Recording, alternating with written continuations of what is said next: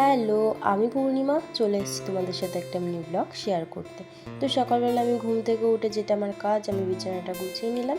আর এখনের আমার রোজকারের যেটা রুটিন হয়ে গেছে, গরম জলের সাথে 2 চামচ মধু দিয়ে আমি খেয়ে নিলাম।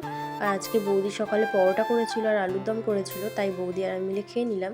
আর ফ্রিজে অনেক ফল ছিল, খাবো খাবো করে খাওয়া হচ্ছিল না, তাই বৌদিকে বার করতে বললাম। আর বিট নুন মাখিয়ে একটু বৌদি আর আমি খেয়ে নিচ্ছিলাম। তারপরে দুপুরবেলা চান করে গপুকে ভোগ দিয়ে দিলাম। আর আজকে আমার দুটো বোন এসেছিল, মাসির মেয়ে, আর আমি ছোট বোনকে খাইয়ে দিচ্ছিলাম ভাত মেখে। আর ও ছোটোবেলা থেকে যখনই আমাদের বাড়ি আসতো আমার হাতেই ভাত খেত, তাই আসলে একটু বায়না করে খাইয়ে দেওয়ার জন্য। তারপরে আজকে আমাদের মেনুতে ছিল পটল চিংড়ি, পায়েস, চাটনি, ভেন্ডি ভাজা আর মাছের তরকারি ছিল। আর আমরা 3জন মিলে খেয়ে নিচ্ছিলাম, আমার বড় বোন, আমি আর আমার বৌদি। তারপর আমি বিকেলবেলা একটু বেরিয়ে গেছিলাম বাজারে যাওয়ার জন্য, একটা সিক্রেট জিনিস আনার জন্য, যেই জিনিসটা তোমাদের পরে ভিডিওতে বলবো সিক্রেট জিনিসটা কী ছিল।